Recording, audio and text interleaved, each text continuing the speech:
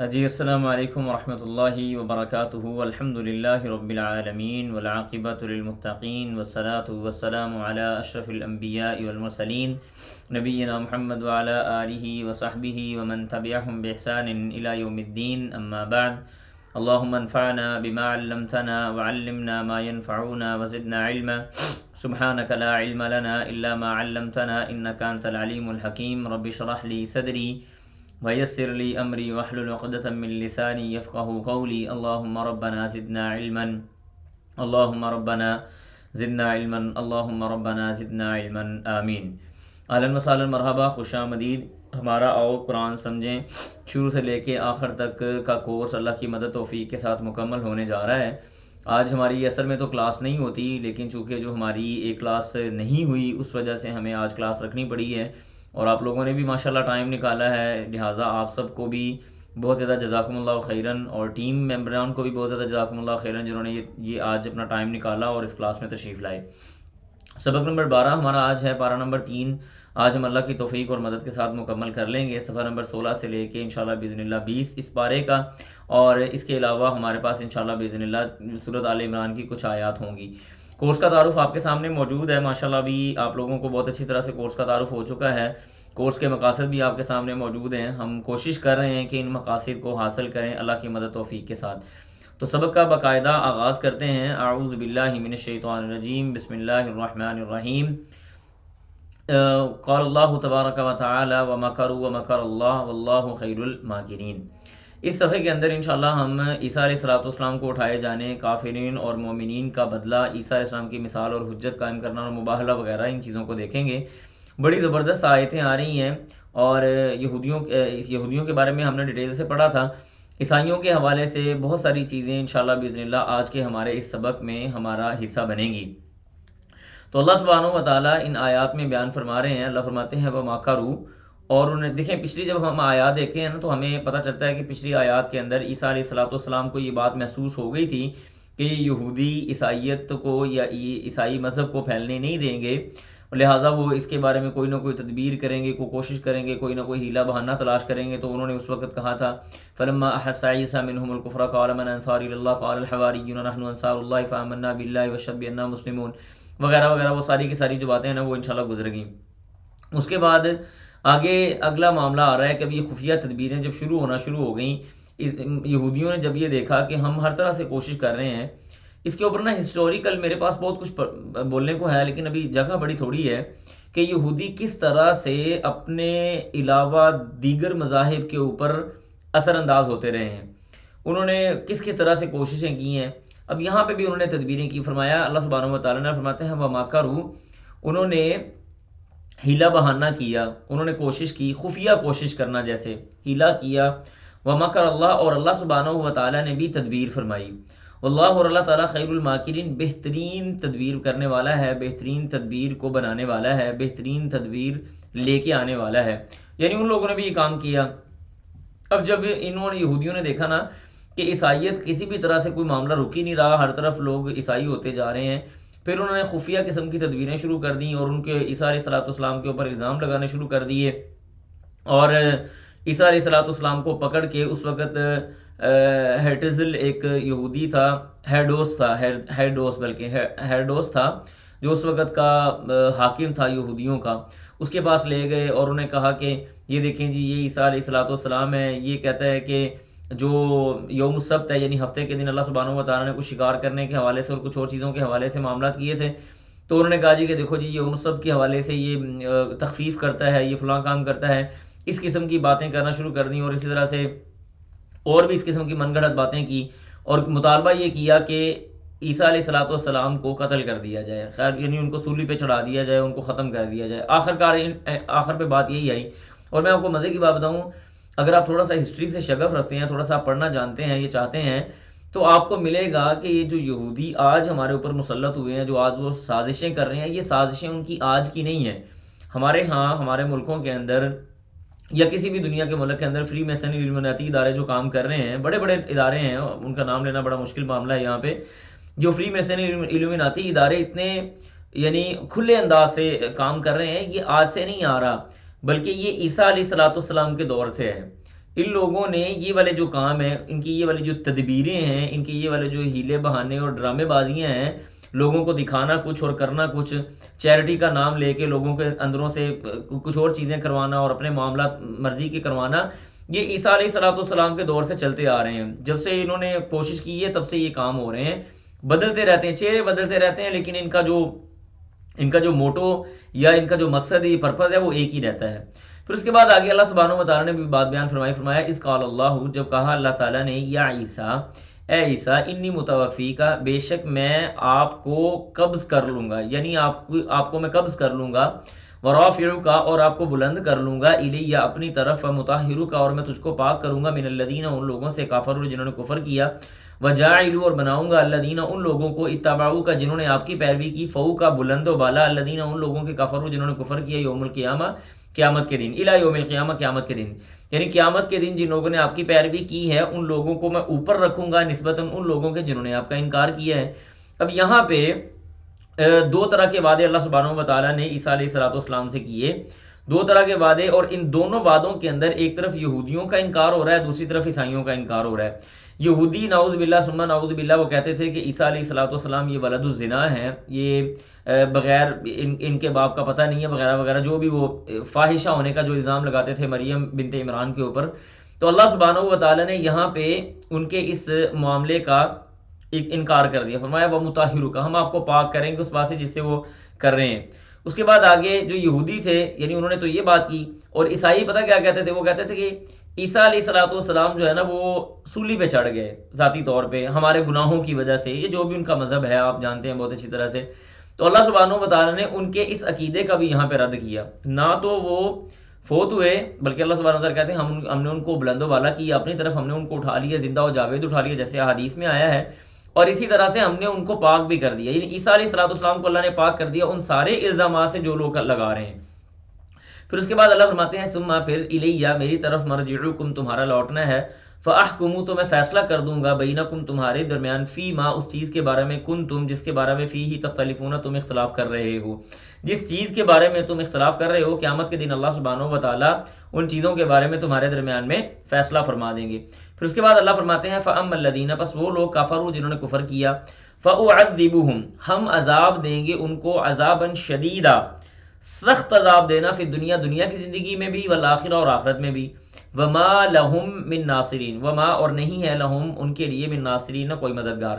قیامت کے دن ان کے لیے کوئی مددگار نہیں ہوگا. اب یہاں پہ دیکھیں میں آپ کو نا تھوڑا قرآن کی بلاغت سمجھانے کی کوشش کرتا ہوں، خوبصورتی قرآن کی. اللہ نے صیغہ ایک استعمال کیا ہے مضارع کا، فرمایا فاعذبهم ہم عذاب دیں گے، اور آپ جانتے ہیں کہ مضارع کے اندر حال اور مستقبل دونوں پائے جاتے ہیں، پریزنٹ اور فیوچر دونوں پائے جاتے ہیں. اب پریزنٹ اور فیوچر یہاں پہ دونوں کیسے قبول ہو رہے ہیں؟ فرمایا فاعذبهم عذابا ہم ان کو عذاب دیتے ہیں، فی دنیا دنیا کی زندگی میں، فاعذبهم ہم ان کو عذاب دیں گے، فی الاخرہ آخرت میں. ٹھیک ہے جی، دنیا کی زندگی میں بھی عذاب دیتے ہیں اور آخرت کی زندگی میں بھی عذاب دیں گے، اور یہ اللہ سبحانہ و تعالیٰ نے عذاب دیا ان کو. یعنی عیسیٰ علیہ الصلوۃ والسلام کے دنیا سے رخصت ہو جانے کے بعد، آسمانوں پہ اٹھائے جانے کے صرف 40 سال بعد یروشلم کے اوپر باقاعدہ حملہ کیا گیا، اور وہاں پہ دوبارہ عیسائیت کو قائم کیا گیا، اور یہودیوں سے یروشلم سارے کا سارا چھین لیا گیا. پھر اس کے بعد اللہ فرماتے ہیں وَأَمَّا الَّذِينَ اور وہ لوگ، آمنوا جو ایمان لائے، وَعَمِلُوا الصَّالِحَاتِ اور نیک اعمال بھی کیے، فَيُوَفِّيهِمْ تو ان کو دے گا وہ، اجورہم ان کا پورا پورا اجر، پورا پورا اجر ان کو دیا جائے گا، واللہ اور اللہ تعالیٰ لا یحب وہ نہیں پسند کرتا، ظالمین ظالموں کو. ذالک یہ کیا، نتلوہ ہم تلاوت کرتے ہیں، علیک آپ پر، من الآیات آیات سے، والذکر الحکیم اور نصیحت سے، الحکیم جو حکمت سے بھرپور ہے. یعنی اللہ سبحانہ و تعالیٰ فرماتے ہیں کہ ہم یہ جو آپ کے سامنے آیتیں تلاوت کر رہے ہیں نا، جو ہم چیزیں آپ کے سامنے تلاوت کر رہے ہیں، یہ اللہ کی من الآیات آیات میں سے ہیں، اللہ کی آیات ہیں، والذکر اور نصیحت ہے، الحکیم حکمت والا. یعنی جو آپ کو ہم بتائے جا رہے ہیں یہ حکمت اور ذکر سے اور نصیحت سے لبریز چیزیں ہیں جو آپ کے سامنے ہم پڑھ رہے ہیں. ان سے عقل والے لوگ جو ہیں وہ انشاءاللہ باذن اللہ اس سے ہدایت حاصل کریں گے. اس کے بعد آگے یہاں پہ میں آپ کو تھوڑا سا اوور ویو دے دیتا ہوں اس آیت کا تاکہ آپ کو بات سمجھ آئے. اصل میں صلح حدیبیہ کے بعد جب رسول اللہ صلی اللہ علیہ وآلہ وسلم، صلح حدیبیہ نہیں بلکہ فتح مکہ کے بعد سن 9 ہجری میں مختلف قسم کے وفود مختلف قسم کے جو گروہ یا گروپ تھے نا، وہ نبی علیہ الصلوۃ والسلام کے پاس آنے لگے. کچھ لوگ آ کے اسلام قبول کرتے، کچھ لوگ آ کے مناظرہ کرتے، کچھ لوگ آ کے بحث و مباحثہ کرتے، ان میں سے بعض مسلمان ہو جاتے، بعض نہیں ہوتے، ایسے ہی چلے جاتے. انہی وفود کے اندر ایک وفد تھا، وفد نجران. بعض ایسے وفد اللہ کے رسول کے پاس آئے ہیں نا جن کو شریعت میں بہت زیادہ اہمیت دی گئی ہے. انہی اہمیت زدہ یا اہمیت دیے گئے گروہوں کے اندر یا گروپس کے اندر ایک گروپ جو ہے نا یہ وفد نجران بھی تھا. یہ اس وقت ایک ایک عیسائی اسٹیٹ تھی، عیسائی ریاست تھی. اس کے کچھ لوگ جو تھے نا وہ اللہ کے رسول صلی اللہ علیہ وسلم کے پاس آئے بحث و مباحثہ کرنے کے لیے. اچھا، اب انہوں نے آ کے نا اللہ کے رسول سے فرمایا، یعنی اللہ کے رسول صلی اللہ علیہ وسلم کو وہ کہنے لگے، اپنی طرف سے وہ حجت قائم کر رہے تھے نا، کہنے لگے کہ تم کہتے ہو کہ عیسیٰ علیہ الصلوۃ والسلام بغیر باپ کے پیدا ہوئے ہیں، پھر تم یہ بات بھی کہتے ہو کہ عیسیٰ علیہ الصلوۃ والسلام فوت نہیں ہوئے بلکہ اللہ سبحانہ و تعالیٰ نے ان کو اٹھا لیا ہے. تو اس بات کے ساتھ وہ حجت قائم کرنے لگے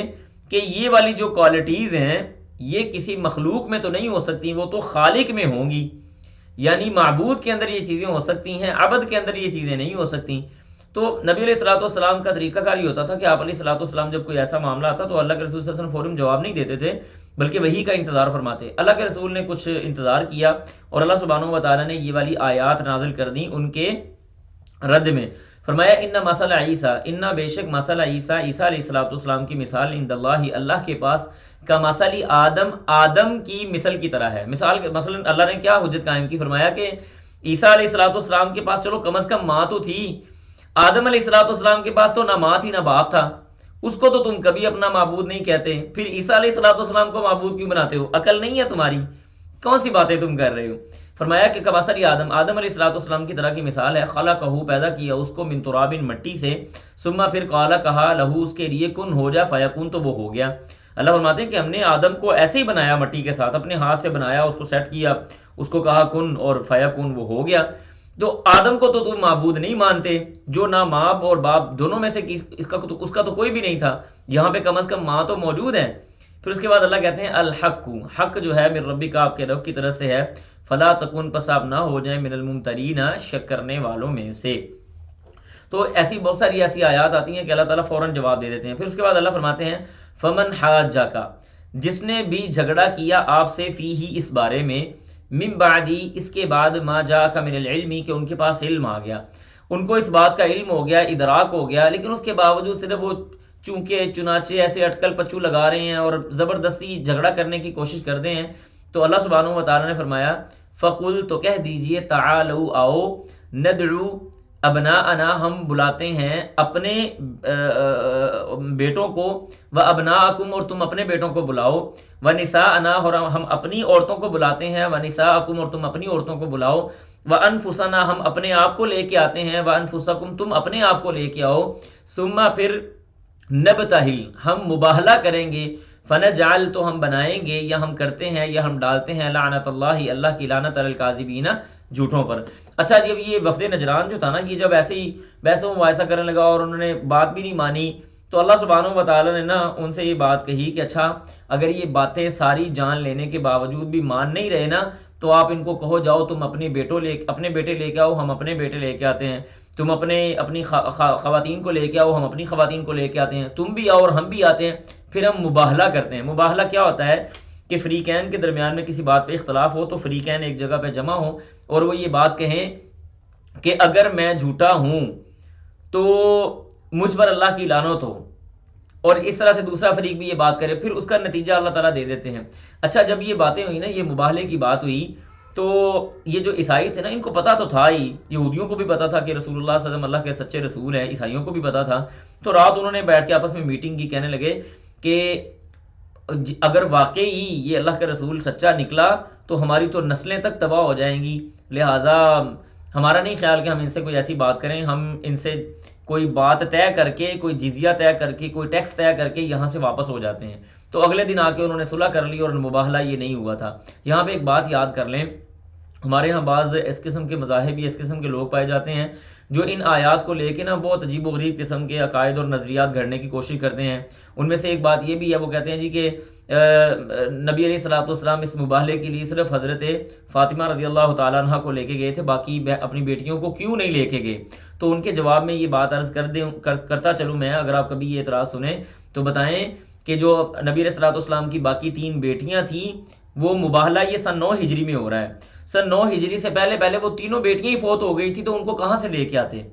تو لہٰذا یہ ان کا اعتراض بالکل غلط ہے۔ ایسے لوگوں کے درمیان اشکال ڈالنے کی کوشش کرتے ہیں جی کہ اللہ کے رسول صلی اللہ علیہ وسلم جو ہے وہ اپنی باقی بیٹیوں کو کیوں لے کے آئے، آخرکار فاطمہ کو کیوں لے کے آئے؟ بھائی باقی بیٹیاں ہوتی تو لے کے آتے، فاطمہ رضی اللہ تعالیٰ عنہ تھیں، باقی تو فوت ہو گئی تھی۔ چلیں جی، بارک اللہ فیک۔ پھر اس کے بعد اللہ فرماتے ہیں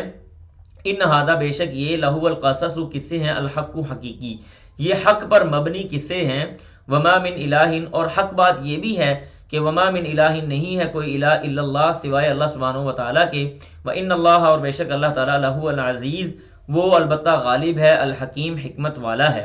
اس کے بعد اگلے صفحے کی طرف ہم بڑھتے ہیں۔ اس کے اندر اللہ تعالیٰ مفسدین سے واقف ہے، اہل کتاب کو توحید کی دعوت دی گئی، اہل کتاب کو ابراہیم کے بارے میں جھگڑا کرنے کے حوالے سے اور اس طرح کے چند اور چیزیں۔ اب یہاں پہ یہ جو اگلے ہمارے پاس چند پیجز آ رہے ہیں نا، ان کے اندر یہودیوں اور عیسائیوں کی ملی جلی باتیں اللہ سبحانہ و تعالیٰ بیان فرما رہے ہیں۔ تو اللہ فرماتے ہیں فَإِن تَوَلَّوْا اگر وہ پھر گئے، فَإِنَّ اللَّهَ پس بے شک اللہ تعالیٰ علیم وہ جانتا ہے بالمفسدین فساد کرنے والوں کو، یعنی وہ مباہلہ کرنے کی حیثیت ہی نہیں رکھتے، ان کے اندر یہ طاقت اور سکت ہے ہی نہیں کہ وہ اللہ کے رسول کے سامنے آ کے یہ بات کر لیں، کیونکہ انہیں پتا تھا یہ محمد رسول اللہ صلی اللہ علیہ وسلم اللہ کے سچے پیغمبر ہیں۔ تو اس کے بعد اللہ فرماتے ہیں قل کہہ دیجئے یا اہل الکتاب اے اہل کتاب تعالوا آ جاؤ الی کلمۃ اس کلمے پر، سواء جو برابر ہے، بیننا ہمارے درمیان، و بینکم اور تمہارے درمیان، اللہ نعبد کہ ہم نہیں عبادت کریں گے، الا اللہ سوائے اللہ کی، ولا نشرک اور نہیں ہم شریک کریں گے، بھی اس کے ساتھ کسی کو بھی، ولا نشرک اور نہ ہی ہم شریک کریں گے بھی اس کے ساتھ شیئن کسی بھی چیز کو۔ ٹھیک ہے، اب یہاں پہ میں آپ کو تھوڑا سا اس کا بھی جنرل ایک اوور ویو دے دیتا ہوں تاکہ بات ساری سمجھ آ جائے انشاءاللہ باذن اللہ آپ لوگوں کو۔ یہ نبی علیہ الصلوۃ والسلام نے جب صلح حدیبیہ ہوئی تو کیسر روم کی طرف اور کسرا ایران کی طرف اور دیگر جو اس وقت ریاستیں حجاز کے ارد گرد تھیں، اللہ کے رسول صلی اللہ علیہ وسلم نے وہاں پہ یہ والی جو لیٹر تھے وہ بھیجے۔ جو کیسر روم کی طرف لیٹر بھیجا گیا نا، یہ جو کیسر روم تھا نا، یہ نصرانی ریاست تھی۔ اب نبی علیہ الصلوۃ والسلام نے وہاں پہ خطبہ مسنونہ کے بعد نیچے جو آیت لکھی تھی وہ یہی والی آیت تھی، فرمایا کہ قل یا اہل الکتاب تعالوا الی کلمۃ سواء۔ کلمۃ سواء سے مراد یہ ہے کہ ایسا کلمہ، ایسی بات جو ہمارے اور تمہارے درمیان میں متفق ہے۔ تمہارے اور ہمارے درمیان میں متفق بات کیا ہے کہ تم بھی اللہ کی عبادت کرتے ہو، ہم بھی اللہ کی عبادت کرتے ہیں، تم بھی اللہ کے ساتھ شریک نہیں ٹھہراتے، ہم بھی اللہ کے ساتھ شریک نہیں ٹھہراتے، یعنی عقیدہ توحید تمہارے اور ہمارے درمیان میں برابر ہے۔ اب جب یہ لیٹر کیسر روم کے پاس پہنچا تو اس کو پتہ چل گیا تھا کہ ایک نہ ایک دن یہ جو سلطنت ہے یہ ختم ہو کے رہنی ہے۔ اس نے نا اپنے ساتھیوں کو اکٹھا کیا ایک کمرے میں اور اس نے کہا کہ میں یہ چاہتا ہوں کہ کیا ہم یوں نہ کریں کہ اگر ہم اپنی سلطنت کو بچانا چاہتے ہیں تو ہم اس پہ ایمان لے آئیں۔ تو انہوں نے آگے سے ناراضگی کا اظہار کیا۔ یہاں پہ اس کیسر روم کو رسول اللہ صلی اللہ علیہ وسلم کی حقانیت کا اندازہ ہو چکا تھا، اور آپ نے وہ بڑی لمبی حدیث سنی بھی ہوگی، پڑھی بھی ہوگی کہ ابو سفیان اور کیسر روم کے درمیان میں وہ گفتگو جو بڑی طویل بھی ہے، بڑی مشہور بھی ہے، جس میں ابو سفیان رضی اللہ تعالیٰ عنہ اس وقت مسلمان نہیں ہوئے تھے، ان سے کیسر روم نے رسول اللہ صلی اللہ علیہ وآلہ وسلم کے حوالے سے باتیں پوچھی تھی اور انہوں نے جواب دیا تھا۔ یہ اسی دوران کا واقعہ ہے۔ تو اس نے کہا کہ نہیں میں تو بس تمہارا امتحان لے رہا تھا کہ اگر تمہارے اوپر کوئی حملہ کرتا ہے تو تم کیا اپنے مذہب کو بچا سکتے ہو کہ نہیں بچا سکتے۔ بس بنیادی طور پہ اندر سے تو وہ اس بات کو مانتا تھا، لیکن اپنی سلطنت اور اپنی چودراہٹ کو بچانے کی غرض سے اس نے اس کا انکار کر دیا۔ تو یہ کلمۃ سواء سے مراد یہی ہے کہ عقیدہ توحید، جیسے میں نے آپ کے سامنے پہلے بھی بات بیان کی ہے کہ جتنے بھی انبیاء مبعوث ہوئے نا کہ نبی علیہ الصلوۃ والسلام تک، یہ سارے انبیاء کا ایک مشن کامن تھا۔ وہ کیا تھا؟ وَلَقَدْ بَعَثْنَا فِي كُلِّ أُمَّةٍ رَسُولًا أَنِ اعْبُدُوا اللَّهَ وَاجْتَنِبُوا الطَّاغُوتَ۔ اللہ فرماتے ہیں ہم نے جتنے بھی انبیاء مبعوث کیے ان کی ایک بات یکساں تھی کہ اللہ نعبد الا اللہ واجتنبوا الطاغوت، کہ اللہ کی عبادت کرو اور طاغوت کی عبادت سے اپنے آپ کو بچا لو۔ ٹھیک ہے جی۔ اس کے بعد یعنی آیت کا اگلا ٹکڑا، چلیں اس آیت کو دوبارہ شروع سے پڑھ لیتے ہیں۔ قل کہہ دیجئے یا اہل الکتاب اے اہل کتاب، تعالوا آ جاؤ، الی کلمۃ سواء بیننا و بینکم اس کلمے پر یا اس کلمے کی طرف جو ہمارے اور تمہارے درمیان میں برابر ہے۔ اللہ نعبد، وہ کلمہ کیا ہے؟ اللہ نعبد کہ ہم نہیں عبادت کریں گے، الا اللہ مگر اللہ تعالیٰ کی، ولا نشرک اور نہیں ہم شریک کریں گے بھی اس کے ساتھ شیئن کچھ بھی، ولا یتخذ اور نہ ہی پکڑے گا بعضنا بعضن ہم میں سے کوئی بھی ایک دوسرے کو اربابن رب، یعنی نہ تو ہم کسی کی عبادت کریں گے، نہ ہی ہم ایک دوسرے کو رب بنا لیں گے من دون اللہ، اللہ کے علاوہ۔ فَإِن تَوَلَّوْا، اور اگر وہ پھر گئے، فَقُولُوا، تو کہہ دیجئے، اشہدوا، گواہ ہو جاؤ، بِأَنَّا مُسْلِمُونَ، کہ ہم مسلمان ہیں۔ یعنی اگر وہ پھر جاتے ہیں تو ٹھیک ہے، کوئی مسئلہ نہیں ہے، لیکن تم یہ گواہ ہو جاؤ کہ ہم لوگ مسلمان ہیں۔ اس کے بعد آگے اللہ سبحانہ و تعالیٰ نے جو اس کے بعد آیات آ رہی ہیں یہاں پہ، جی اللہ فرماتے ہیں کہ یا اہل کتاب، اہل کتاب کے بارے میں آ رہا ہے۔ اب اہل کتاب، یہ بھی میں آپ کو تھوڑا سا ایک اوور ویو دے دیتا ہوں اس کا، تاکہ بات سمجھنی آسان ہو۔ بڑی مزے کی آیتیں ہیں واللہ، یقین کریں ان کے اندر بڑا بندے کا دل لگتا ہے اور ہسٹری بڑی سمجھ آتی ہے۔ اصل میں جو یہودی تھے نا، وہ کہتے تھے کہ ابراہیم علیہ السلام وہ ابراہیم علیہ السلام جو ہیں وہ ابراہیم علیہ السلام یہودی ہیں، اور جو عیسائی تھے نا وہ یہ کہتے تھے کہ ابراہیم علیہ السلام عیسائی تھے۔ اب اللہ سبحانہ و تعالیٰ نے نا ان کی ان باتوں کا یہاں پہ جواب دیا، فرمایا یا اہل الکتاب، اے اہل کتاب، لما تحاجون، کیوں تم جھگڑا کر رہے ہو، فی ابراہیم، ابراہیم علیہ السلام کے بارے میں، وما انزلت، اور نہیں نازل کی گئی، التورات، تورات، والانجیل، اور انجیل، الا مگر من بعد ہی، ان کے بعد۔ تم ایسی بات کے بارے میں جھگڑا کر رہے ہو جو بنتی نہیں ہے، تمہارا جھگڑا کرنا بنتا نہیں۔ بڑی لاجیکل باتیں اللہ تعالیٰ نے فرمائی ہیں۔ فرمایا کہ تم آپس میں کیوں جھگڑا کر رہے ہو، جبکہ تورات بھی ابراہیم علیہ السلام کے بعد نازل ہوئی ہے، اور انجیل بھی ابراہیم علیہ السلام کے بعد نازل ہوئی ہے، تو تمہارا تو جھگڑا کرنا بنتا ہی نہیں ہے۔ ٹھیک ہے جی، الا من بعد، افلا تعقلون، کیا تم عقل نہیں رکھتے؟ ہا انتم ہؤلاء حاججتم فیما لکم، ہا انتم ہؤلاء، ہا انتم، یہ ہؤلاء جو معاملہ ہے، حاججتم، جس کے بارے میں تم جھگڑا کر رہے ہو، فی ما، جس میں بارے میں، لکم، تمہارے لیے، بھی علم ہے، یعنی اللہ سبحانہ و تعالیٰ فرماتے ہیں کہ تم ایسی چیز کے بارے میں کیوں جھگڑا کر رہے ہو جس کا تمہیں علم ہی نہیں ہے۔ ٹھیک ہے جی، فیما لکم بھی علم، تمہارے پاس اس کا کوئی علم نہیں ہے۔ فلیما تحاجون، پھر تم آپس میں کیوں جھگڑا کر رہے ہو، فیما لیس لکم بھی علم، ایسی چیز کے بارے میں جس کا تمہارے پاس علم نہیں ہے۔ یعنی یہ جو بات ہے نا کہ ابراہیم علیہ السلام یہودی تھے، ابراہیم علیہ السلام نصرانی تھے، یہ ایسی بات ہے جس پر تم جھگڑا کر رہے ہو کہ تمہیں اس کا علم نہیں ہے۔ پھر اس کے بعد اللہ آگے فرما رہے ہیں کہ جس بات کا تمہیں علم ہے ہی نہیں، اس پہ جھگڑا کرنے کی تمہیں کیا ضرورت ہے؟ واللہ یعلم، اللہ تعالیٰ جانتا ہے، وانتم لا تعلمون، تم نہیں جانتے۔ بڑی زبردست قسم کی آیات اللہ سبحانہ و تعالیٰ نے یہاں پہ بیان فرمائی۔ اس کے بعد اللہ فرماتے ہیں ما کانا، نہیں تھے، ابراہیم علیہ السلام یہودی، ابراہیم علیہ السلام نہ تو یہودی تھے، ولا نصرانی، اور نہ ہی عیسائی تھے، ولیکن کان حنیفا مسلما، لیکن وہ صرف اور صرف دین حنیف کے اوپر قائم تھے، یعنی مسلمان تھے اور سیدھے راستے کے اوپر تھے۔ تم پتہ نہیں کون سی باتیں کر رہے ہو، کون سے کاموں میں پڑے ہوئے۔ یک رخ، یعنی حنیفن کا مطلب ہوتا ہے ایک طرف ہو جانے والے، اللہ سبحانہ و تعالیٰ کی طرف اسلام لانے والے تھے۔ وما کانا، اور نہیں تھے وہ، من المشرکین، شرک کرنے والوں میں سے۔ ابراہیم علیہ السلام کے بارے میں محترم بھائیوں اور بہنوں، اللہ سبحانہ و تعالیٰ نے یعنی ابراہیم علیہ السلام کو یہ اعزاز بخشا ہے کہ ابراہیم علیہ السلام کے بعد آنے والے جتنے بھی لوگ تھے وہ اپنے آپ کو ابراہیم کے دین پہ منسوب کرتے تھے۔ یہاں پہ آپ کے سامنے جو رسول اللہ صلی اللہ علیہ وسلم کے دور میں 3 گروہ تھے بڑے، تینوں کا تذکرہ یہاں پہ موجود ہے۔ عیسائی تھے اس دور میں جو ادھر ادھر تھے، یہودی تھے، اور اسی طرح مشرکین مکہ تھے۔ یہودی بھی کہتے تھے کہ ہم ابراہیم علیہ السلام کے دین پہ ہیں، اور وہ ابراہیم علیہ السلام کو یہاں تک کہ یہودی کہہ دیتے تھے۔ عیسائی بھی کہتے تھے کہ ہم ابراہیم علیہ السلام کے دین پہ ہیں، اور مشرکین مکہ بھی کہتے تھے کہ ہم دین حنیف پہ ہیں، یعنی ہم ابراہیم علیہ السلام کے دین پہ ہیں، ابراہیم علیہ السلام کی ملت پہ ہیں۔ اللہ سبحانہ و تعالیٰ نے یہاں پہ تینوں گروہوں کا انکار کر دیا، تینوں گروہوں کا رد کر دیا۔ نہ وہ یہودی تھے، نہ وہ عیسائی تھے، نہ وہ مشرک تھے، حنیف و مسلمہ، وہ تو یک رخ تھے، اسلام لے کے آنے والے تھے۔ اس کے بعد اگر اللہ سبحانہ و تعالیٰ نے فرمایا ان اول الناس، ان بے شک اول الناس، زیادہ حقدار ہیں لوگوں میں سے، بھی ابراہیم علیہ السلام کے، کہ اپنے آپ کو دین حنیف پہ کہنے کے لیے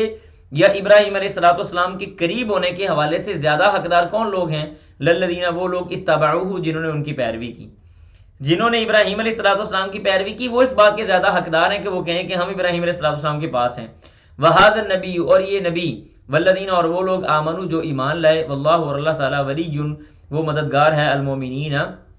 یا وہ والی ہے، مددگار ہے، وہ دوست ہے، المومنین، مومنین کا۔ اللہ سبحانہ و تعالیٰ مومنین کا مددگار، ان کا دوست ہے۔ پھر اس کے بعد آگے اللہ سبحانہ و تعالیٰ نے مزید ایک جو گروہ ہے ان کے بارے میں بات فرمائی ہے. فرمایا کہ ودت اور چاہتا ہے طائفۃ گروہ من اہل الکتاب اہل کتاب میں سے، اہل کتاب میں سے ایک گروہ یہ بات چاہتا ہے لو کاش یضلونکم وہ تم کو گمراہ کر دے. اللہ اکبر کبیرہ. کیسی خوبصورت آیتیں ہیں اور کیسا زبردست رویہ اللہ تعالیٰ نے یہاں پہ بیان کیا ہے کہ اہل کتاب میں سے ایک گروہ یہ چاہتا ہے کہ وہ آپ کو گمراہ کر دے. اللہ فرماتے ہیں وما یضلون اور نہیں وہ گمراہ کر رہے الا مگر انفسہم اپنے آپ کو، وما یشعرون اور وہ اس بات کا شعور بھی نہیں رکھتے. جی اس عیسائی کو نصرانی کہا جاتا ہے. اچھا جی وما یضلون وہ اس بات کا، وما یضلون اور نہیں وہ گمراہ کرتے الا مگر انفسہم اپنے آپ کو، وما یشعرون وہ اس بات کا شعور بھی نہیں رکھتے. یا اہل کتاب اللہ تعالیٰ فرما رہے ہیں اہل کتاب لما تکفرون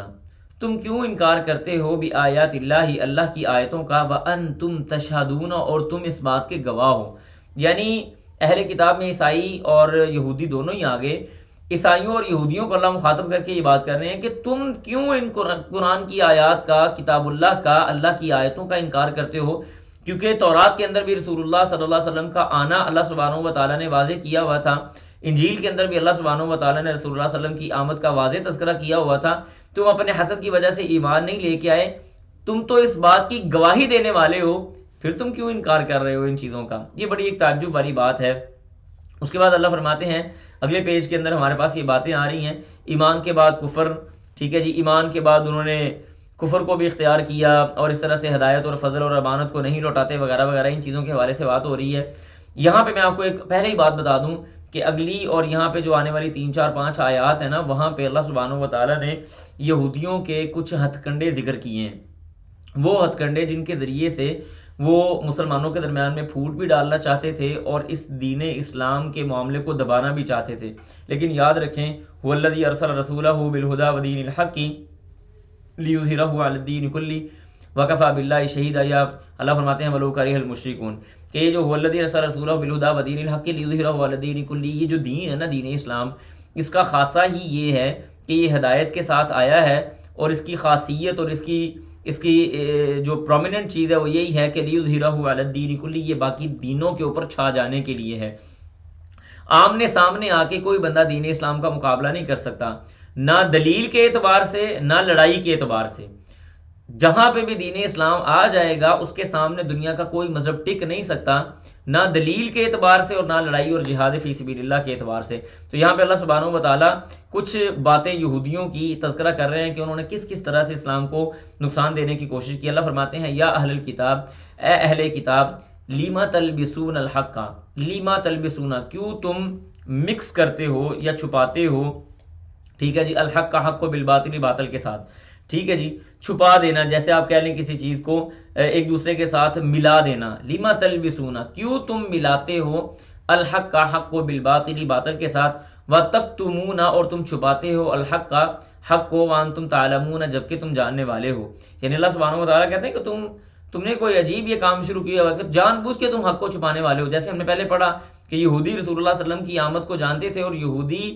نبی علیہ الصلوۃ والسلام کو ایسے پہچانتے تھے جیسے اپنے بیٹوں کو پہچانتے ہیں،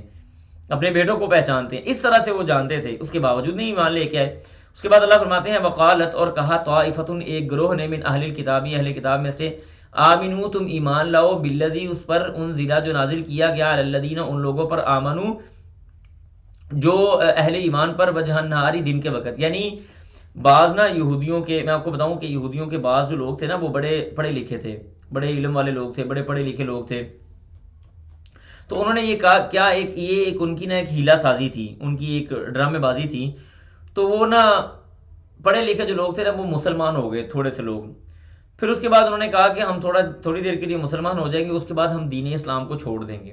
جب بھی وہ دین اسلام کو چھوڑیں گے تو باقی جو مسلمان ہوں گے یا دیگر جو لوگ ہوں گے جو اسلام لانا چاہ رہے ہوں گے، اسلام کے بارے میں پوچھ گچھ کر رہے ہوں گے، وہ جب دیکھیں گے کہ یہودیوں کے پڑھے لکھے لوگ انہوں نے دین اسلام کو قبول بھی کیا اور چھوڑ بھی دیا، اس کا مطلب یہ ہے کہ یہ دین صحیح نہیں ہے، اس دین کے اندر کوئی نہ کوئی مسئلہ تھا. ٹھیک ہے جی، کوئی نہ کوئی مسئلہ تو ضرور تھا جو انہوں نے چھوڑ دیا. تو اس وجہ سے انہوں نے یہ کام شروع کیا. کہنے لگے وقالت اور کہا طائفۃ ایک گروہ نے من اہل الکتاب اہل کتاب میں سے آمنو ایمان لاؤ بالذی اس پر انزل جو نازل کیا گیا علی الذین ان لوگوں پر آمنو جو اہل ایمان ہیں وجہ النہاری صبح کے وقت، یعنی دن کا وجہ کا مطلب ہے کہ حصہ. صبح کے ایک حصے کے وقت تم ایمان لے کے آؤ، وقفرو اور انکار کر دو آخرہ اس کے باقی حصے میں، یعنی شام کے وقت اس کا انکار کر دو، لعلہم یرجعون شاید کہ وہ لوٹ آئیں، شاید کہ لوگ وہ لوٹ جائیں، یعنی تم اگر یہ کام کرو گے، یہ ان کا ایک ہتھ کنڈا تھا دین اسلام کو جو ہے بدنام کرنے کے لیے اور اس کے لیے اپنی کوشش کرنے کے لیے کہ لوگ اس دین سے دور ہو جائیں۔ دیکھیں اب آپ تھوڑا سا نا تصور کریں، یہودیوں کے جب آپ معاملات پڑھیں یا عیسائیوں کے معاملات پڑھیں نا، تو ذہن پہ تھوڑا زور دیا کریں کہ ہمارے ہاں اس وقت جو بڑی حالت ہے، جو مسائل ہیں، جو پریشانیاں ہیں، جو چیزیں ہیں،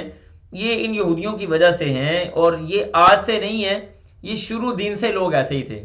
اسلام جب سے آیا تھا ان کو تب سے یہ بھاتا نہیں تھا، کیوں؟ ان کے دلوں کے اندر حسد تھا، اور آج بھی وہ یہی کام کر رہے ہیں دنیا کے اندر۔ اور مت آپ یہ سمجھیں، یہ آگے جا کے بات آ رہی ہے، میں آپ کو وہاں پہ جا کے بتاتا ہوں۔ اللہ فرماتے ہیں، وہ کہنے لگے ولا تؤمنوا، اور نہ تم ایمان لاؤ، الا مگر لمن تبع،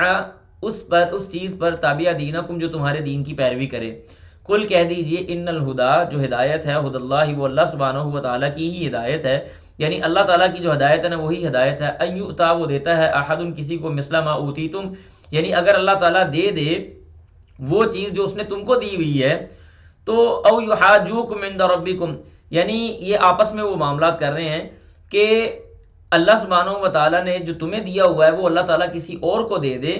تو تم ان کے سامنے یعنی ایسی باتیں نہ لے کے آؤ، او یحاجوکم، کہ وہ تمہارے ساتھ جھگڑا کریں گے، عند ربکم، تمہارے رب کے پاس، یعنی ان کو ایسا علم نہ دو، ایسی باتیں نہ ان کو بتاؤ کہ کل کو وہ قیامت کے دن اللہ سبحانہ و تعالیٰ کے سامنے جا کے تمہارے خلاف حجت قائم کر دیں کہ یا اللہ ان کی کتابوں میں یہ ساری چیزیں موجود تھیں، اس کے باوجود ایمان نہیں لے کے آئے۔ ٹھیک ہے جی، اس کے بعد اللہ فرماتے ہیں قل کہہ دیجئے ان الفضل، بے شک اللہ تعالیٰ، ان الفضل، بے شک یہ فضل، بید اللہ، وہ اللہ ہی کے ہاتھ میں ہے، یؤتی ہی، وہ اس کو دیتا ہے، من یشاء، جس کو چاہتا ہے۔ اللہ تعالیٰ کا وہ فضل ہے، یہ نبوت کا آ جانا، نبوت کا مل جانا، یہ دین اسلام کا آ جانا، یہ علم کا آ جانا، یا لوگوں کا مسلمان ہو جانا، یا اسلام کا پھیل جانا، یہ ساری کی ساری چیزیں اللہ کا فضل ہیں۔ تو اللہ سبحانہ و تعالیٰ فرماتے ہیں یہ اللہ کا فضل ہے، یؤتی ہی من یشاء، جس کو چاہتا ہے وہ دیتا ہے، واللہ، اور اللہ تعالیٰ، واسع، وہ وسیع ہے، علیم، جاننے والا ہے، یختص، وہ مخصوص کر لیتا ہے، برحمتہ، اپنی رحمت کے ساتھ، من یشاء، جس کو وہ چاہتا ہے، واللہ، اور اللہ تعالیٰ، ذو الفضل، وہ فضل والا ہے، العظیم، بہت بڑے، یعنی اللہ سبحانہ و تعالیٰ کی تقسیم ہے، جس کو چاہتا ہے وہ خاص کر لیتا ہے۔ تمہیں اس بات کے بارے میں حسد کرنے کی کیا ضرورت پیش آئی ہے؟ اصل جو چیز تھی وہ تو یہ تھی کہ جب کوئی نبی تمہارے سامنے آئے، نبی تمہارے سامنے مبعوث ہو، تو تم اس کے اوپر ایمان لے کے آؤ، تم یہ کام کرنے کے بجائے اس کو چھوڑ رہے ہو اور اس کے اوپر حسد کر رہے ہو اور مختلف قسم کے معاملات کر رہے ہو، یہ تمہیں کرنے کی ضرورت نہیں ہے۔ پھر اس کے بعد اگلی آیات میں اللہ سبحانہ و تعالیٰ اہل کتاب کے ایک اور رویے کے بارے میں بھی تذکرہ کر رہے ہیں۔ اللہ فرماتے ہیں ومن اہل الکتاب، اور اہل کتاب میں سے من، بعض ایسے ہیں، ان تأمنہ، کہ آپ اگر ان کو امانت دے، بقنطار، قنطار کہا جاتا ہے عربی زبان کے اندر، یعنی مال کا بہت بڑا ڈھیر یا بہت زیادہ مال کا خزانہ، یہ بہت بڑا خزانہ یا بہت بڑا مال آپ ان کو امانت دے دیں، یؤدیہ الیک، وہ ادا کر دیں گے آپ کو، یعنی آپ نے اہل کتاب میں سے بعض ایسے ہیں کہ آپ ان کو بہت سارا مال دے دیں گے بطور امانت، تو وہ آپ کی طرف ادا کر دیں گے، یعنی آپ کو وہ دے دیں گے۔ ومنہم، اور انہی میں سے من ایسے بھی ہیں، ان تأمنہ، آپ ان کو امانت دیں گے، بدینار، ایک دینار کی، آپ نے ایک دینار ان کو امانت کے طور پہ پکڑایا، لا یؤدیہ الیک، وہ آپ کو نہیں ادا کریں گے، وہ آپ کو وہ دینار واپس نہیں کریں گے۔ واپس کرنے کی ایک ہی کنڈیشن ہے، وہ کیا ہے؟ الا، سوائے اس کے کہ ما دمت علیہ قائمہ، آپ ان کے اوپر کھڑے ہو جائیں، ما دمتا، آپ یعنی ما دمتا، جو آپ یعنی اس کے اوپر دمام اختیار کر لیں، علیہ، اس پر قائمن، کھڑے ہو کر، اس کے سر پہ کھڑے ہو جائیں کہ میرا مال یا میرا وہ دینار مجھے واپس کرو، تو تب وہ جا کے آپ کو دینار واپس کریں گے، وگرنہ وہ آپ کو آپ کا دینار واپس نہیں کریں گے۔ اچھا، اب ان کے اندر یہ بے ایمانی یا خیانت کرنا کیوں ہے؟ اس کے بارے میں اللہ فرماتے ہیں ذالک، یہ بانہم، اس وجہ سے ہے، قالوا، انہوں نے کہا، لیس علینا، ہمارے اوپر کوئی گناہ نہیں ہے، فی الامیین، جاہلوں کے بارے میں یا ان پڑھوں کے بارے میں، سبیل، کوئی بھی راستہ۔ میں آپ کو مزے کی بات بتاؤں، آج بھی یہودیوں کی جو مذہبی کتابیں ہیں نا، جو انہوں نے خود بنائی ہوئی ہیں، ان کے اندر یہ باتیں موجود ہیں کہ اگر کوئی یہودی کسی غیر یہودی کو قتل کر دے تو اس کے اوپر کوئی گناہ نہیں ہے، اگر کوئی یہودی کسی غیر یہودی کی عورت کے ساتھ زیادتی کر لے تو اس پہ کوئی گناہ نہیں ہے، اگر کوئی یہودی کسی غیر یہودی کا مال کھا لے، مال چھین لے، اس کے اوپر کوئی گناہ نہیں ہے۔ یہ ان کی مذہبی تعلیمات کے اندر یہ چیزیں موجود ہیں۔ آج اگر آپ دیکھ رہے ہیں نا کہ اسلامی ممالک کی اکانومی کو پکڑا جا رہا ہے، کنٹرول کیا جا رہا ہے، فیمنزم، کمیونزم اور اسی طرح سے اسلامک کلچر، گھریلو کلچر کا بیڑا غرق کیا جا رہا ہے، اور یہ سارے معاملات کیے جا رہے ہیں، تو اس کی وجہ یہ ہے کہ یہ لوگ یہ سارے کام اپنا مذہبی فریضہ سمجھتے ہوئے ادا کر رہے ہیں کہ اصل میں تو ہمارے اوپر تو کوئی بوجھ نہیں ہے، ہم کسی کا مال کھا لیں، کسی کی امانت کھا لیں، کسی کو قتل کر دیں، کسی ملک کو تباہ کر دیں، ہمارے اوپر تو کوئی بوجھ ہے ہی نہیں، ہمارے اوپر کوئی بوجھ نہیں ہے۔ یہ ان کے مذہبی کتابوں کے اندر یہ باتیں موجود ہیں، اور میں نے شاید آپ کے سامنے پہلے بھی تذکرہ کیا ہو کہ ان کی ایک کتاب ہے تلمود، جس کے اندر باقاعدہ یہ عبارت موجود ہے کہ یہودیوں کے علاوہ باقی جتنے بھی لوگ دنیا میں پائے جاتے ہیں، چاہے وہ عیسائی ہیں، چاہے وہ مسلمان ہیں، چاہے وہ ہندو ہیں، چاہے وہ مشرک ہیں، کچھ بھی ہیں، یہودیوں کے علاوہ دنیا کے اندر جتنے بھی لوگ پائے جاتے ہیں بنیادی طور پہ یہ کتے اور خنزیر تھے۔ اللہ نے ان کو جو انسانوں کی شکل دی ہے وہ اس وجہ سے دی ہے کہ یہ ہماری خدمت کر سکیں اور ہمیں ان سے کراہت نہ ہو۔ آپ اندازہ کریں، اگر آپ یہ سمجھ رہے ہیں نا کہ یہودی خیر خواہ ہیں اسلام کے یا مسلمانوں کے یا ہمارے، بہت بڑی غلط فہمی کے اندر ہیں ہم لوگ۔ یہ لوگ ہمیں کچھ سمجھتے نہیں، یہ تو ہمیں انسان بھی نہیں سمجھتے۔ یہ ان کی مذہبی کتابوں کے اندر یہ چیزیں موجود ہیں، اور اسی رویے کا تذکرہ اللہ نے یہاں پہ کیا ہے۔ وہ کہتے ہیں کوئی مسئلہ نہیں ہے، یہ تو ہمارے اوپر کوئی بوجھ ہی نہیں ہے، ہم کسی بھی امیین کا مطلب یہ ہے غیر یہودی، ہمارے علاوہ کوئی بھی جو بندہ ہے نا، ہم اس کو، ہمارے اوپر کوئی بوجھ نہیں ہے۔ وَيَقُولُونَ، اللہ کہتے ہیں وَيَقُولُونَ، اور وہ کہتے ہیں عَلَى اللَّهِ، اللہ تعالیٰ پر، الْكَذِبُ، جھوٹ، وَهُمْ يَعْلَمُونَ، اور وہ اس بات کو بھی جانتے ہیں کہ ہم اللہ پہ جھوٹ باندھ رہے ہیں۔ بلا، ہرگز نہیں، کیوں نہیں، من اوفا، جس نے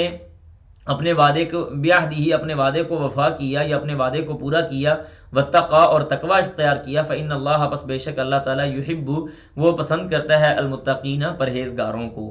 اس کے بعد اللہ تعالیٰ فرماتے ہیں ان الذین، بے شک وہ لوگ، یشترون، وہ خریدتے ہیں، بعہد اللہ، اللہ کے عہد کو، وایمانہم، اور اپنی قسموں کو، ثمناً قلیلا، چند ٹکوں کے بقدر، ثمناً قلیلا، ایک حقیر سی قیمت کے بدلے وہ اللہ کے عہد کو بھی بیچ دیتے ہیں۔ اللہ کے عہد سے مراد کیا ہے؟ یعنی اللہ کی آیتوں کو بیچ دیتے ہیں۔ اللہ تعالیٰ نے کوئی حکم دیا ہے، وہ کہتے ہیں جی آؤ ہم تمہیں تمہاری مرضی کا فتویٰ دیں گے، اللہ کے حکم کو بدل دیتے ہیں۔ اپنی قسمیں اٹھائی ہوئی ہوتی ہیں ان کو بیچ دیتے ہیں، تم نے تو قسم نہیں اٹھائی، ہمیں تو کوئی مسئلہ نہیں ہے۔ اللہ تعالیٰ فرماتے ہیں ایسے لوگوں کا کیا معاملہ ہے؟ فرمایا اولئک، یہی ہیں، لا خلاق، کوئی حصہ نہیں ہے، لہم، ان کا، فی الآخرۃ، آخرت میں، ولا یکلمہم اللہ، اور نہ ہی اللہ تعالیٰ ان سے کلام کرے گا، ولا ینظر، اور نہ دیکھے گا، الیہم، ان کی طرف، یوم القیامہ، قیامت کے دن، ولا یزکیہم، اور نہ ہی وہ ان کا تزکیہ کرے گا، ولہم عذاب علیم، اور ان کے لیے دردناک عذاب ہوگا۔ میں آپ کو ایک بات بتاؤں، یہ بات میری یاد کر لیں، دیکھ لیں، سمجھ لیں، ہو سکتا ہے آپ کو میری اس بات سے اختلاف بھی ہو، کوئی بڑی بات نہیں ہے، لیکن میں یہ سمجھتا ہوں کہ جہنم میں جو جانا ہے نا، وہ تو چلیں عذاب سمجھ آتا ہے، وہ تو عذاب ہے ہی ہے، اس میں تو نو ڈاؤٹ، کوئی شک نہیں ہے، اللہ تعالیٰ ہم سب کو محفوظ فرمائے، جہنم میں جانا ہے وہ تو عذاب ہے ہی ہے۔ لیکن میں سمجھتا ہوں کہ جہنم میں جانے سے بھی بڑا عذاب یہ ہے کہ اللہ تعالیٰ کسی آدمی کو نظر انداز کر دے، اللہ تعالیٰ کسی آدمی کی طرف دیکھے نہ، اللہ تعالیٰ کسی آدمی سے کلام نہ کرے، کہ لوگ پھر رہے ہیں، یعنی بعض علماء نے یہ بات دیکھی ہے کہ قیامت کے روز ایسے بھی لوگ ہوں گے، اور یہ بھی ہماری بڑی غلط فہمی ہے کہ ہم سمجھتے ہیں جی کہ یوں کر کے قبر سے اٹھائے جائیں گے اور 5 منٹ میں اللہ تعالیٰ جلوہ افروز ہوں گے، 2 منٹ میں ہمارا فیصلہ ہوگا، جنتی جنت میں، جہنمی جہنم میں چلے جائیں گے۔ یہ بہت بڑی غلط فہمی ہے۔ مقدارہ 50,000 سنہ، اللہ کہتے ہیں 50,000 سال کے بقدر وہ ایک دن ہوگا، اور پتہ نہیں کتنے دن، اور 1000 سال کے قریب غالباً ہم نے وہاں پہ کھڑے ہونا ہے، تو یہ ایک دن کا معاملہ نہیں ہوگا۔ آپ اللہ تعالیٰ ہم سب کو محفوظ رکھے عذاب قیامت کی سختیوں سے۔ ایسا وہ عجیب و غریب قسم کا دن ہوگا کہ انسان ایسے بھی کئی ہوں گے جو اپنا نامہ اعمال لے کے پھر رہے ہوں گے اور ان کو اپنا حساب ہی نہیں مل رہا ہوگا، وہ اس فرشتے کے پاس جائیں گے، یعنی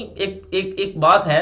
کہ وہ اس کے پاس جائیں گے، اس کے پاس جائیں گے کہ یار یہ میرا نامہ اعمال دیکھو، میرا کیا معاملہ ہے، وہ کہیں ہمارے پاس تمہارا ڈیٹا ہی نہیں ہے، جاؤ یہاں سے چلے جاؤ۔ یہ اللہ کا نظر انداز کرنا ہے، کسی بندے کے ڈیٹے کو گما دیا جائے، یہ اللہ کا نظر انداز کرنا ہے۔ یہاں تک کہ بعض بندے ایسے بھی آنا شروع ہو جائیں گے، وہ کہیں گے بے شک جہنم میں بھیجنا ہے بھیج دو، لیکن ہمارا فیصلہ تو کر دو،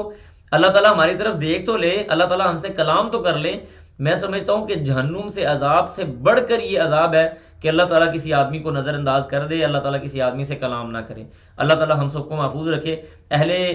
اہل اسلام اور مسلمان جو ہوتے ہیں نا، وہ تو اللہ سبحانہ و تعالیٰ کی زیارت کے شوقین ہوتے ہیں. انشاءاللہ بإذن اللہ آخر پہ جا کے میں آپ کو ایک دعا بتاؤں گا جو اسی حوالے سے ہوگی، آپ مجھے یاد کروائیے گا. تو اگلے صفحے کے اندر جو ہمارے پاس 59 نمبر پیج آ رہا ہے، یہاں پہ یہودیوں کے ایک اور ڈرامے بازی آپ کہہ لیں، اور ان کے ایک اور ہتھ کنڈے کی یہاں پہ بات اللہ سبحانہ و تعالیٰ بیان فرما رہے ہیں، اور اس طرح سے کچھ اور اگلی باتیں بھی آ رہی ہیں. اللہ فرماتے ہیں وَمِنْهُمْ، اور ان میں سے، وَإِنَّ مِنْهُمْ، اور بے شک ان میں سے، لَفَرِيقٌ، ایک گروہ ایسا ہے، یلوون، وہ مروڑتا ہے، السنتہم، اپنی زبانوں کو، بالکتابی، کتاب کے اندر، یعنی کتاب کی تلاوت کرتے ہوئے وہ اپنی زبان کو جان بوجھ کے مروڑتا توڑتا ہے، ادھر ادھر گھماتا ہے اپنی زبان کو. لِتَحْسَبُوهُ، کہ تاکہ تم یہ گمان کرو،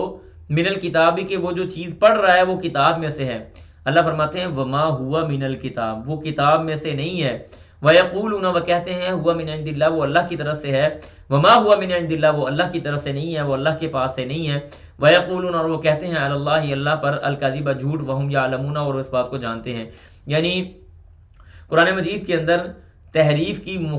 قرآن مجید کہہ رہا ہوں، تورات میں تحریف کی مختلف قسم کی صورتیں اللہ سبحانہ و تعالیٰ نے، یعنی جو تورات کے اندر وہ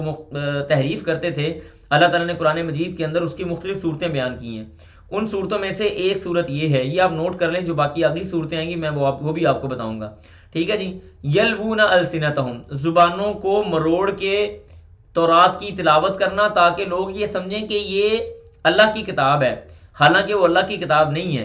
پھر وہ یہ بات بھی کہتے تھے کہ یہ اللہ کی طرف سے ہے، جبکہ وہ اللہ کی طرف سے نہیں ہے، اللہ تعالیٰ نے خود اس کا انکار کر دیا. یہ لوگ اس طرح سے تحریف کرتے ہیں. اور اچھا میں آپ کو ایک بات بتاؤں کہ ان لوگوں نے نا تو اپنی جو تحریف کرنا تھی وہ تو واضح عبارت کے اندر تبدیلی کر دی. ہمارے موجودہ دور کے اندر بعض ایسے لوگ موجود ہیں جو قرآن مجید کو، اس کی عربی عبارت کو تو تروڑ مروڑ کے پیش نہیں کر سکتے، اس عربی عبارت کو تو بدل نہیں سکتے کبھی بھی. کیوں نہیں بدل سکتے؟ اس لیے کہ اللہ سبحانہ و تعالیٰ نے اس کی ذمہ داری خود لی ہے. اللہ نے فرمایا انا نحن نزلنا الذکر وانا لہ لحافظون، کہ اس ذکر کو ہم نے ہی نازل کیا ہے اور ہم ہی اسی کی حفاظت کرنے والے ہیں. اس وجہ سے اس قرآن کے اندر وہ تبدیلی نہیں کر پاتے، البتہ تشریح کرتے ہوئے، ترجمہ کرتے ہوئے وہ کوئی نہ کوئی ایسی بات ضرور کر جاتے ہیں جو قرآن کے صریح خلاف ہو. یہ بھی قرآن مجید کے اندر تحریف کرنے میں آتا ہے ایک طرح سے،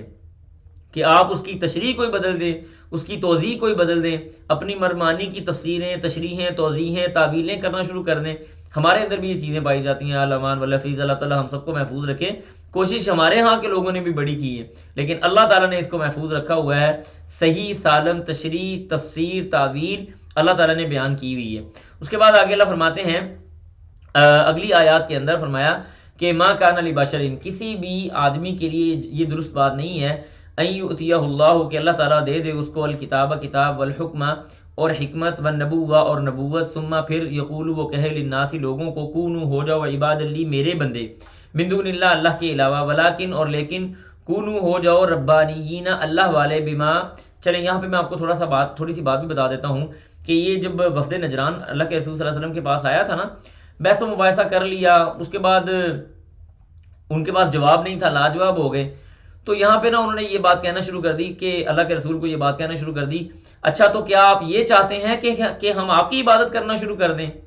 یعنی نبی علیہ السلام کو یہ بات کی، انہوں نے جھگڑے کے دوران کہنے لگے کہ اچھا آپ یہ چاہتے ہیں ہم آپ کی عبادت کرنا شروع کر دیں. اللہ سبحانہ و تعالیٰ نے یہ آیات نازل فرمائی کہ کسی آدمی کو جس کو ہم اپنا نبی بنا لیں، جس کو ہم حکمت عطا کر دیں، جس کو ہم کتاب دے دیں، وہ لوگوں کو کبھی بھی یہ نہیں کہہ سکتا کہ تم میرے بندے بن جاؤ، اللہ کو چھوڑ دو. یہ نبی کبھی نہیں کہتا. ولیکن کونو، البتہ وہ یہ ولیکن لیکن کونو، ہو جاؤ، ربانیین، اللہ والے، بما کنتم تعلمون الکتاب، یہ کیوں ہے، کس وجہ سے ہے، کنتم تعلمون الکتاب، تم کتاب سکھلاتے ہو، وبما، اور اس وجہ سے، کنتم، جو تم، تدرسون، پڑھتے ہو، تم جو لوگوں کو سکھاتے ہو، جو پڑھتے ہو، یہ اس بات کا تقاضا کرتا ہے کہ تم لوگوں کو اس بات کی تبلیغ کرو کہ وہ اللہ والے ہو جائیں، نہ کہ اپنے ہو جائیں. جیسے ایک حدیث میں آتا ہے نا، اس آیت کے حوالے سے یہ بھی شان نزول ہے، اور اس طرح سے یہ بات بھی ہے اس کے بارے میں منقول ہے تفاسیر کے اندر کہ بعض صحابہ کرام رضوان اللہ علیہم اجمعین نے جب روم وغیرہ کا سفر کیا تو وہ واپس آئے تو انہوں نے آ کے بتایا کہ اللہ کے رسول، وہ لوگ اپنے حاکم کو سجدہ کرتے ہیں، اپنے حاکم کو سجدہ کرتے ہیں، تو کیا ہم آپ کو بھی سجدہ کیا کریں؟ یہ ان کی ایک اپنی عاجزی تھی یا بات تھی.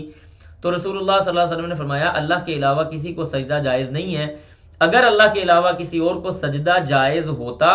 تو میں بیوی کو کہتا کہ وہ اپنے شوہر کو سجدہ کرے، وگرنہ اللہ کے علاوہ کسی کو سجدہ جائز نہیں ہے۔ اس کے بعد اللہ فرماتے ہیں ولا یامرکم، اور نہ ہی وہ حکم دیتا ہے تم کو ان یتخذوا کہ ان تتخذوا کہ تم پکڑو الملائکۃ فرشتوں کو والنبیین اور نبیوں کو اربابا رب،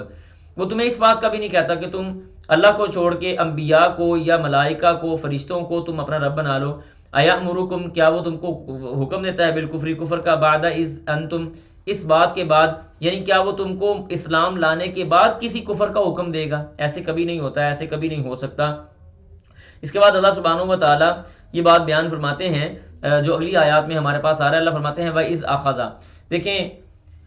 آیات میثاق دو طرح کی ہیں، ایک آیات میثاق ہے انشاءاللہ وہ سورۃ الاعراف میں جا کے ہم پڑھیں گے، ایک آیت میثاق یہاں پہ آ رہی ہے۔ جو سورۃ الاعراف کے اندر آیت میثاق ہے نا، یعنی معاہدے کی آیت،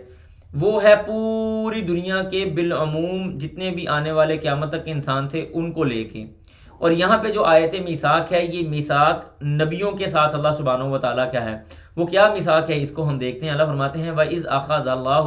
اور جب لیا اللہ تعالیٰ نے میثاقا عہد و پیما یا وعدہ النبیین نبیوں سے، لما آتیتکم جب میں دوں گا تم کو، من کتاب کتاب سے، و حکمت اور حکمت سے، جب میں تم کو کتاب اور حکمت دوں گا، ثم پھر جاءکم آ جائیں گے تمہارے پاس رسول رسول، مصدق تصدیق کرنے والے ہوں گے، لیما معکم جو تمہارے پاس ہوگا، لتؤمنن تو تم ضرور بضرور ان پر ایمان لاؤ گے، بھی ان پر، ولتنصرن اور البتہ تم ضرور بضرور ان کی مدد کرو گے۔ یعنی بات کیا ہے اس کو سادہ انداز میں سمجھ لیں کہ اللہ فرماتے ہیں کہ ہم نے نبیوں سے ایک وعدہ لیا کہ جب ہم تم کو اپنا نبی بنا لیں گے، جب تمہیں کتاب دے دیں گے، جب تمہیں حکمت دے دیں گے، پھر تمہاری موجودگی میں کوئی اور نبی تمہارے پاس آئے گا تو تم اس پر ایمان بھی لاؤ گے اور اس کی مدد بھی کرو گے۔ کیا تم یہ کام کرو گے؟ اس کو سوالیہ نشان ڈال لیں، کیا تم یہ کام کرو گے؟ سارے کام یاد رکھیں، رسول اللہ صلی اللہ علیہ وآلہ وسلم سے پہلے بہت سارے انبیاء ایسے گزرے جو ایک ہی وقت میں دو انبیاء تھے، جیسے ابراہیم علیہ السلام اور لوط علیہ السلام ایک ہی وقت میں نبی تھے، ایک ہی زمانہ تھا ان کا۔ اسی طرح سے موسیٰ علیہ السلام اور ہارون علیہ السلام ایک ہی وقت میں دونوں نبی تھے۔ اسی طرح عیسیٰ علیہ السلام اور یحییٰ علیہ السلام ایک ہی وقت میں دو نبی تھے۔ تو اس طرح اور بہت ساری مثالیں بھی موجود ہیں۔ تو اللہ تعالیٰ نے یہ بات یہاں پہ یہ ایک معاہدہ کیا، یعنی ایک عہد و پیمان ہوا، ایک ایگریمنٹ ہوا۔ تو اللہ فرماتے ہیں قال، فرمایا اللہ تعالیٰ نے اقررتم، کیا تم نے قال اس نے کہا اقررتم، کیا تم اقرار کرتے ہو اس بات کا، واخذتم اور تم اس بات کو مضبوطی سے تھامتے ہو، علی ذالکم اسری یعنی میرے معاہدے کو۔ اللہ فرماتے ہیں کیا تم اس بات کا اقرار کرتے ہو اور میرے اس معاہدے کو مضبوطی سے تھامتے ہو؟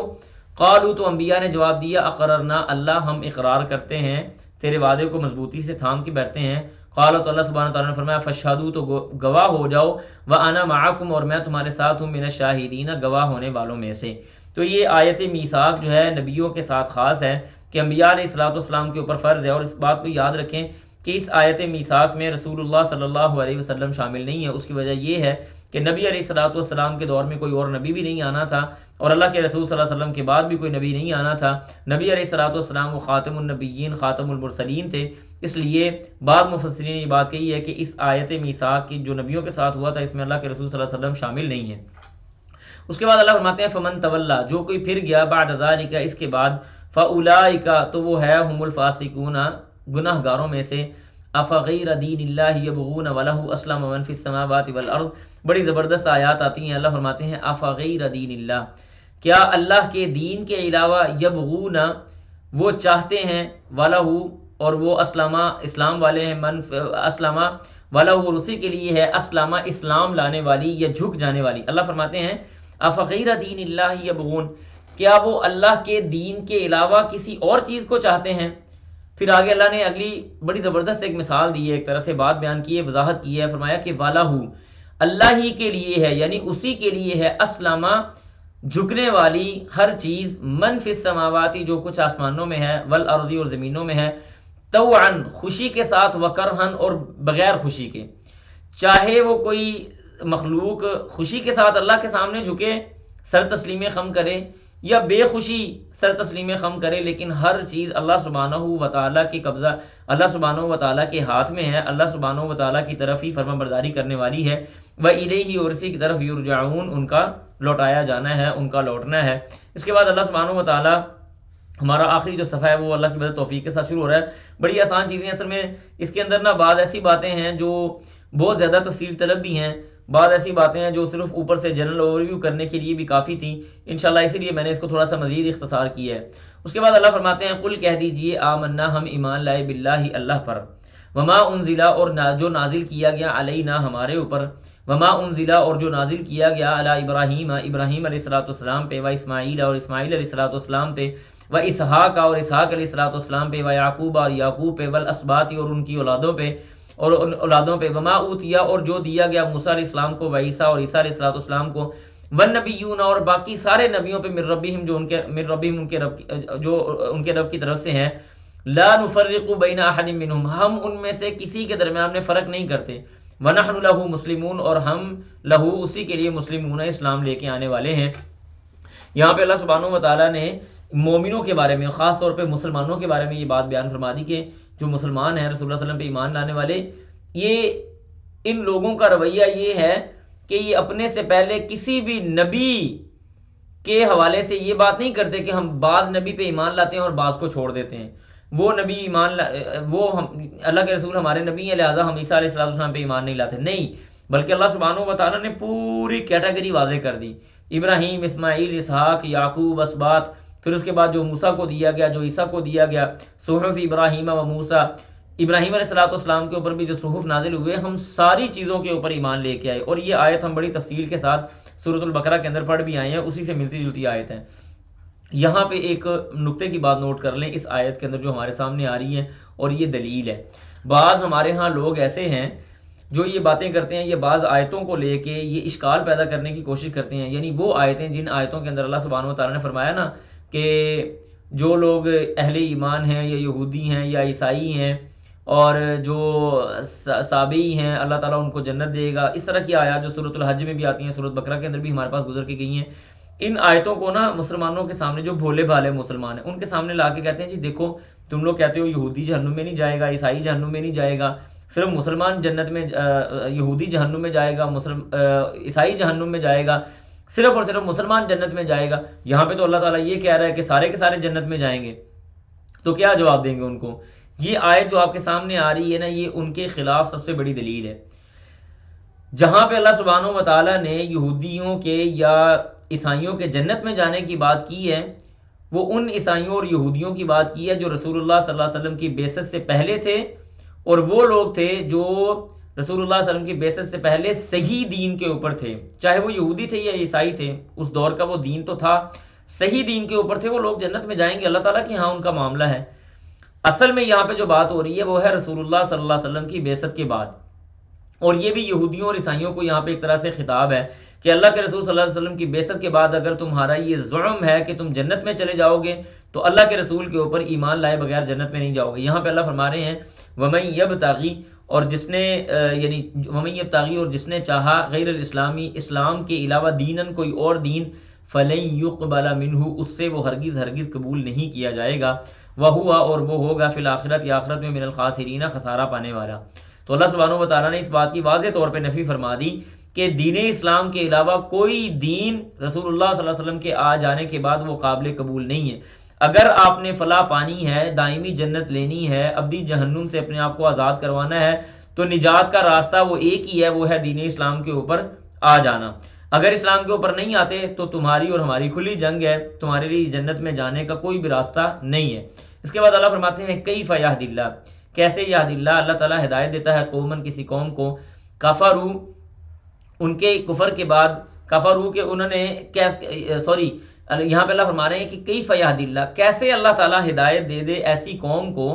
کفروا انہوں نے کفر کیا بعد ایمانہم یعنی وہ ایمان لے کے آئے اور اس کے بعد دوبارہ انہوں نے کفر کر دیا. اللہ تعالیٰ ایسی قوم کو کیسے ہدایت دے دے. وشاہدوا اور انہوں نے گواہی دی ان الرسول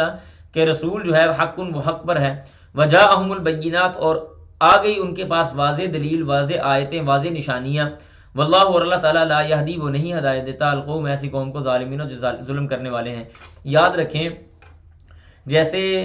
کوئی آدمی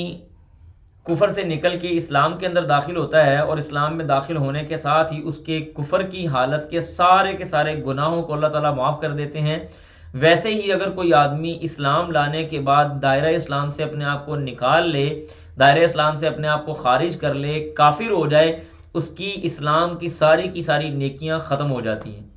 ختم ہو جاتی، اللہ کہ وہ بندہ غلط فہمی کی بنیاد پہ کسی طرف چلا گیا اور وہ فوراً توبہ کر کے اللہ سبحانہ و تعالیٰ کی طرف رجوع کر لے، تو ممکن ہے اللہ تعالیٰ اس کی جو نیکیاں ہیں جو پہلے سے کی گئی تھی ان کو باقی رکھے، وگرنہ ساری کی ساری نیکیاں وہ ختم ہو جاتی ہیں۔ اس کے بعد اللہ فرماتے ہیں اولئک، یہ وہ لوگ ہیں، یعنی کون لوگ؟ جو ایمان لانے کے بعد دوبارہ کافر ہو گئے، اللہ فرماتے ہیں اولئک، یہی ہیں جزاؤہم، ان کا جو بدلہ ہے یا ان کی جو جزا ہے، انا کہ علیہم، ان پر لعنت اللہ کی لعنت ہے،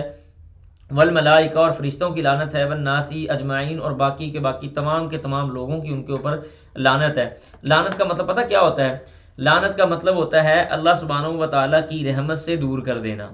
اللہ فرماتے ہیں خالدین فیہا، وہ اس میں ہمیشہ ہمیش رہیں گے، لا یخفف، نہیں کم کیا جائے گا، عنہم، ان سے، العذاب، و عذاب کو، ولا ہم ینظرون، اور نہ ہی وہ مہلت دیے جائیں گے، الا مگر الذین، وہ لوگ، تابوا، جنہوں نے توبہ کر لی، من بعد ذالک، اس کے بعد، واصلحوا، اور انہوں نے اپنی اصلاح کی، فإن اللہ غفور الرحیم، تو بے شک اللہ تعالیٰ معاف کرنے والا اور رحم کرنے والا ہے۔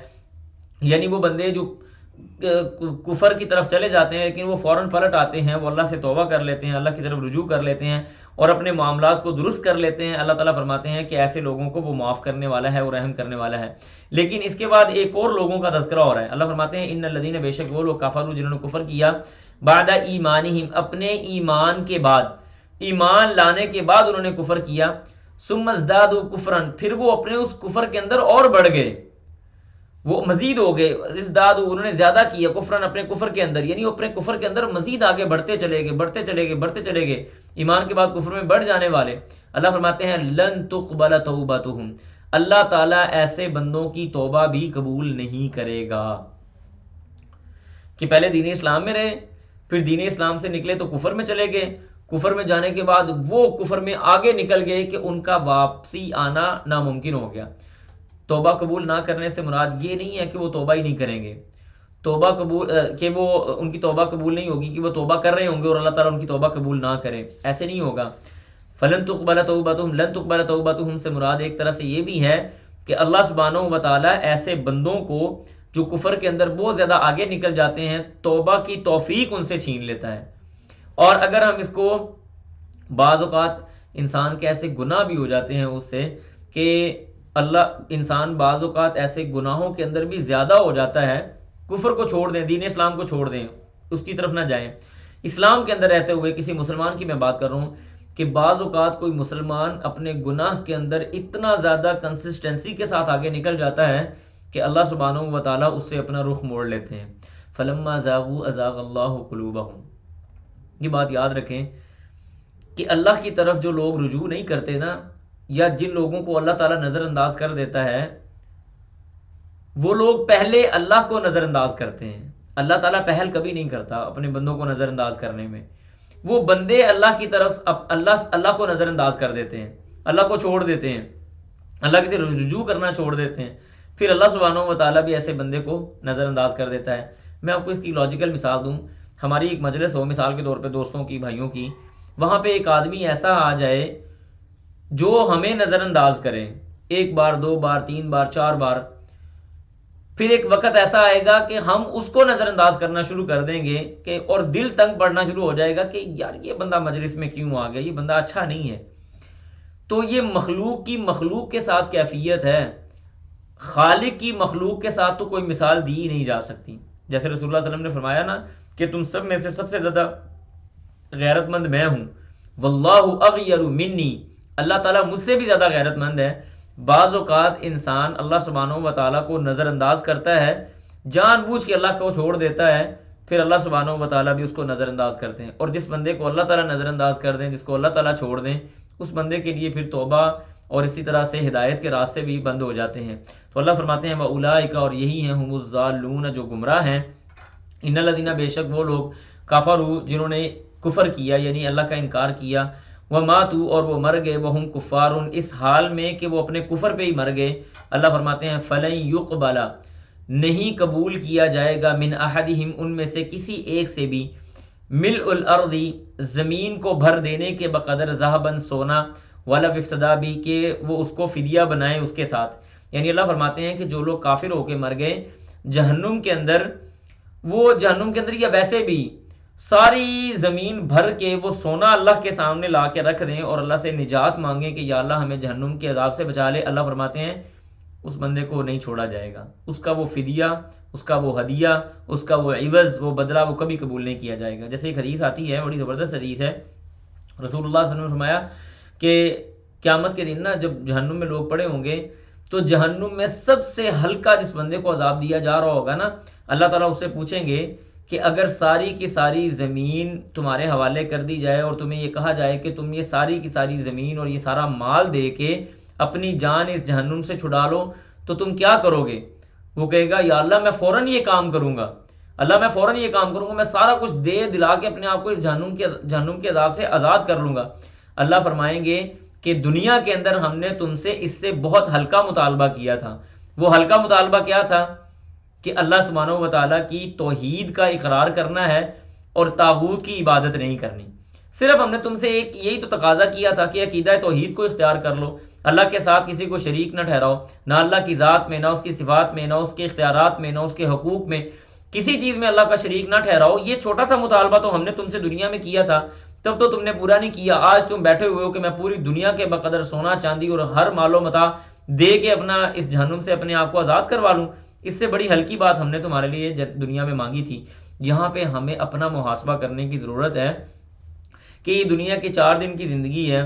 پتہ نہیں ہم میں سے کل کوئی ہوگا یہاں پہ نہیں ہوگا، کسی کو بھی اپنے اگلے سانس کے اوپر بھی کوئی اعتبار نہیں ہے. تو ہم اس کو اتنی پریورٹی دے دیتے ہیں کہ ہم اس دنیا کے عوض میں جہنم خرید لیتے ہیں، جس